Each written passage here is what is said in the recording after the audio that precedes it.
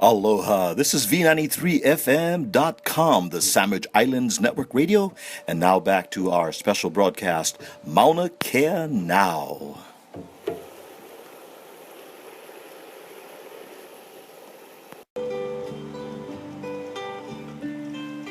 Mauna Kea Now is sponsored by Hawaii, A Voice for Sovereignty, a documentary film by photojournalist Catherine Bauknight that explores the culture of the native Hawaiians and their connection to the land. At the forefront of the film are social, economical, and ecological issues that have developed in Hawaii since the takeover by the U.S. in 1893, revealed in interviews with grassroots indigenous people and scholars such as author Haunani K. Trask. The documentary's goal is to raise awareness of the issues faced by the native Hawaiians, which threatens their ancient and environmentally sustainable culture. Bauknight brings this film to the world stage by theatrical release, screenings at international film festivals, and television programming. More information at hawaiiavoiceforsovereignty.com.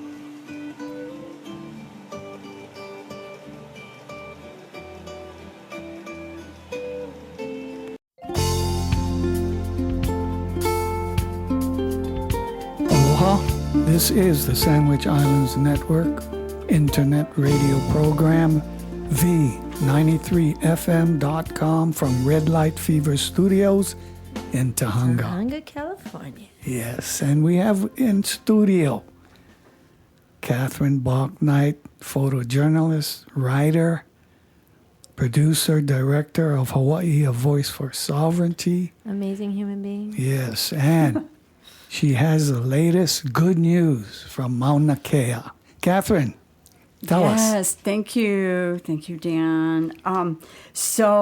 Yes, it is an amazing time in history for the people of Hawaii.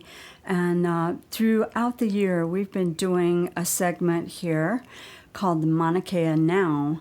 And we have interviewed people like Pua Case, Joshua Lanakila Manguel, Michael Lee, Kaho Okahi Kanuha, and many others that have shared their time and shared their journey to try and stop the construction on Mauna Kea of a 30-meter telescope.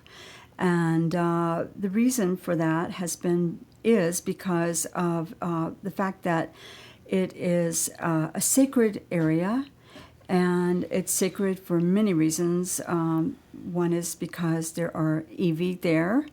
Then that would be correctly said as the bones, burial of ancient people of the culture, and also there are animals and plants that are only on this area, indigenous too, and nowhere else in the world.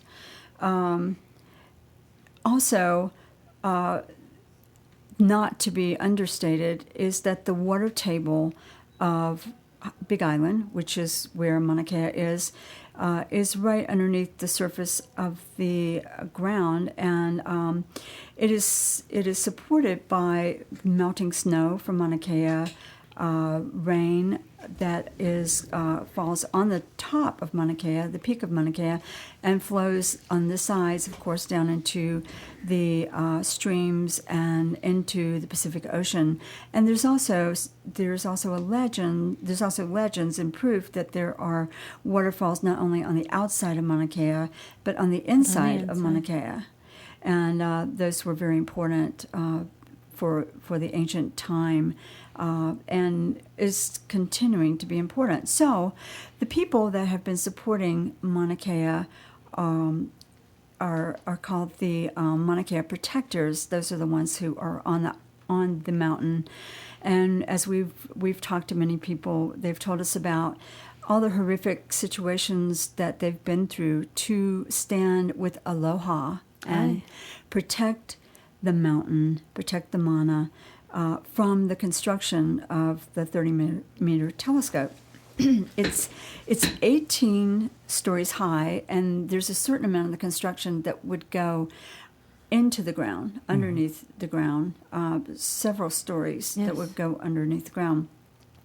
So that alone is a reason to not build something on an area that is important to the survival, the actual survival of the people of the environment. So, an amazing thing happened, which is on December the 2nd, the Supreme Court of Hawaii invalidated the 30-meter telescope that was permitted for Mauna Kea.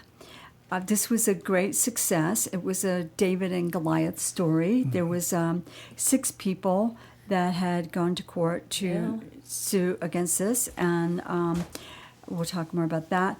But some of the other people that were involved in this were against that is, and for the building of the telescope is, let's see, there's Caltech, and there is the University of Hawaii, India, America, China, Japan, and Canada. And those are all people of high ranking that are involved in this, either monetarily or because they want to see the education of the telescope come to fruition. So this on December 2nd, this ruling from the court, the Supreme Court of Hawaii, was not really expected on that day. It was a great surprise for those who were protesting the telescope, and it was also a moment in time that will change the direction, or at least for the time, of those who are for the telescope on Mauna Kea. So it was a very jubilant time for those who were against having the telescope built, and still is. And I just want to talk just for a minute about the background of how that came to happen on December 2nd. I mean, besides the fact that these people have been protesting this for many, many years. I know Pua Case, one of the main leaders of the protectors, has been involved in this for, I know, over 10 years, and many of the other people have as well. But on very interesting case of events that happened is Governor Ige of Hawaii said in November that he was supporting TNT, 30-meter telescope, to come and go ahead with construction. No matter what has happened, they had his full support, and that was in November. So that put the people on the Mauna on alert, so that they were ready at any time for this construction to happen. So as it turned out, November the 17th was the time that that was the time that TMT was going to begin the construction. In the meantime, just hours before, Pua Case, along with the hui from Mauna Kea, applied for an emergency stay to stop the construction on Mauna Kea. And what happened was TMT came up to Mauna Kea. They were there ready to go, and at that very time, on the same morning, on November the 17th, the Supreme Court issued a suspended to suspend the permit, which was a temporary suspension. So they were nose to nose, face to face with DLNR and other people on with the TNT on the mountain, and suddenly as I understand it, the lawyer that was handling the case came up to the mountain and showed everyone the suspension from the court, which was pretty timely. You have to understand the intensity of that awe. This was the time where the construction was allowed to start, and this was the time where the protectors said, no, it's not going to start. And then they got the temporary stay from the court. And that actually continued until it was no longer active on December the 2nd, which is the time they were once again ready to go toe-to-toe with DLNR. And that's when the Supreme Court announced that permanently the permit was suspended for TMT to build the telescope on Mauna Kea. I think it's important to realize, Catherine, that this movement, this effort that has been extended for so many years now, that's was culminated December 2nd, was a peaceful protest. They were not violent in nature. In fact, the term aloha would often be used by these protesters, meaning the spirit of aloha. Right, and even when there were 30-something arrests, and even during that time that they were being arrested, they were surrounding each other, protecting each other with chanting prayers, prayers, and alohaing the people who were arresting.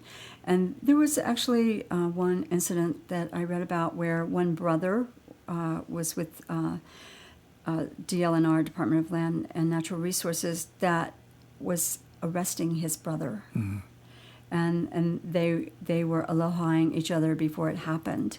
Very intense moment, and very sad that it has come to that for the culture. And if you look at some of the pictures that were posted online, the arresting brother actually had tears in his eyes. I'm sorry, I'm getting emotional.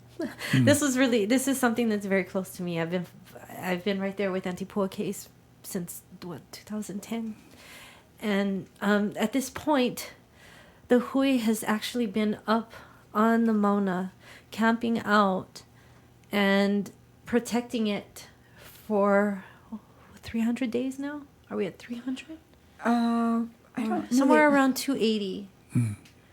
And imagine, and people are actually living there.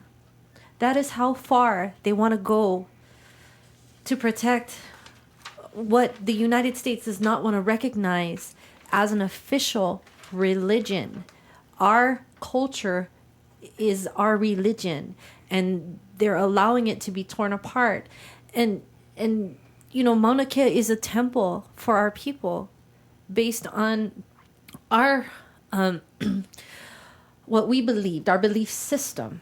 And when someone says, well, that's just stupid, it's a mountain, I said, well, okay, well then let's build a telescope in Rome at the Basilica, at St. Peter's Basilica. Would you like that?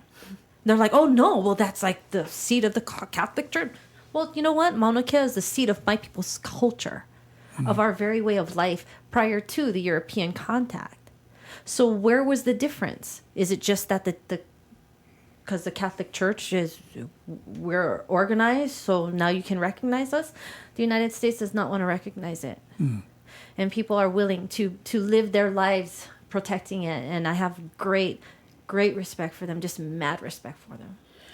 Right, and so to answer your question, the opponents of the project started coming into the public focus in October 2014, and that was during the groundbreaking ceremony that was supposed to happen at that time.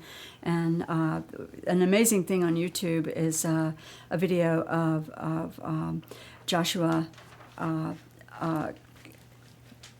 Lanakila Manguel, who walks up the mountain barefooted and literally faces the people who are there for the groundbreaking ceremony and says, "This is not your mountain. This is our land. This is sacred to us, and you are not going to have this groundbreaking ceremony." And it went on for a good 45 minutes, and his other people, protectors, came up the mountain, and they stopped it. and it was all very pono, and they took the chairs, and the protectors took the chairs and placed them nicely in stacks for the people who had prepared the ceremony, and thanked them. And when the people went away, and ever since then, October, it's been a constant. People have constantly been on the mountain, and there's been many issues when the Governor Ige, has shown his support, and the arrests have happened, and I mean people who are very young, people who are very old, have been arrested and put in jail for this, and fined for this as well. But the overall thing that is happening there is that I just want to say just for a second a little bit more about the background. The Mauna Kea Hui filed a lawsuit in the case in 2013 and said that BLNR, the Board of the Land and Natural Resources, violated due process and failed to properly issue a permit for construction of the telescope. The state Third Circuit Court affirmed BLNR the decision, which the Mauna Kea Hui appealed to the Intermediate Court of Appeals. In May, the Hui filed an application to transfer the case to the Hawaii Supreme Court, which took up the case issues and made the decision on December the 2nd. So none of this was easy. None of it was short. Pua Case was right there as one of the people that were doing this with the Third Circuit Court in Hilo, and then it was transferred to Honolulu, and so December the 2nd was quite an amazing day. Yes, that was, and I think it's a shining moment for protesters around the world, even. That the voice of the few was heard. That it can be done. Change can be made with the establishment, with the government, as this proves. Absolutely. That day to me wasn't just about the invalidation of a permit. That's not what it provided. What it provided to hundreds and hundreds of people across this country and across this world that are supporting the Mauna Kea movement, that day brought hope. Yes. And a huge amount of hope. And something that, at first, I'm going to admit it, it happened to me. At first, when back several years ago, when they did have the hearings, there were only 5 people that were against that permit and the telescope that showed up to these hearings, and Te Pua Case was one of them. Oh my gosh. There were only 5 people because they did not advertise, hey, guess what? This is what's going to happen. If you really care, come. And through her voice, it made it happen. Just one woman made that huge difference. And, it's kind of like, look, you know what? Corporate America, or actually not just America, there's several different nations involved in this. People matter. Our lives matter. You want to do this for the benefit of what benefit is it going to be first and foremost? And for who? Yes. So all of these people coming out of the woodwork saying, oh, I support this and da-da-da, and I'm head of whatever department of this country and all this stuff. I said, well, let's just look at your motivation behind it. Right. They can pull that education card all they want. Even Caltech here. They can talk about this is what we do. We look at the stars and space and travel and da-da-da-da. Said, no, you know what it is? Caltech's equipment is going in that telescope. They are going to benefit from it monetarily by the millions. So, of course, they're going to support it. Of course. Well, it's very encouraging to me because some of the quotes that were written by the Supreme Court, such as Chief Justice Mark Rachtenwald, wrote to the court, the BLNR put the cart before the horse when the permit before the request for the contested case hearing was resolved, and before that was resolved, and the hearing was held. And there was many quotes from the court talking about justice and the Constitution. And I have not heard that for a long time.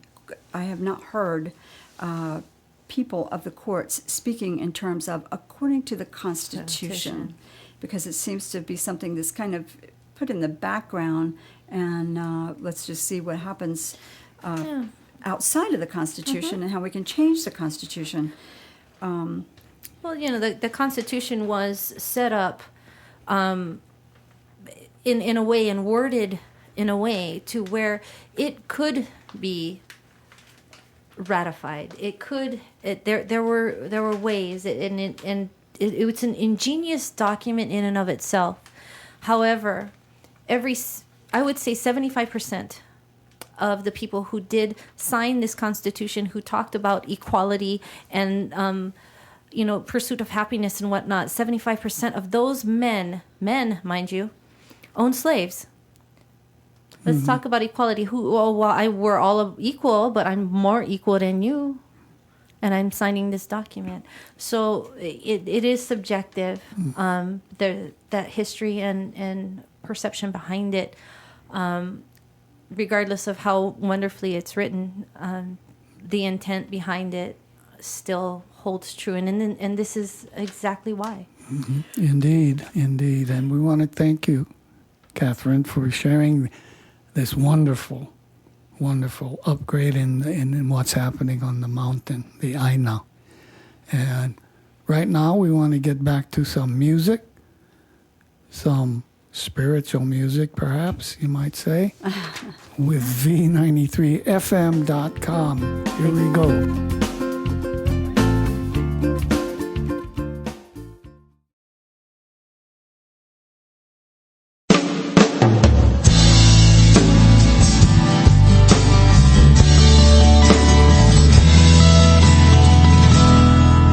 In an ever-changing world, from the earth, wind, and sea, we are in it all together, and together we believe. That the tree might be broken, but the roots are still strong.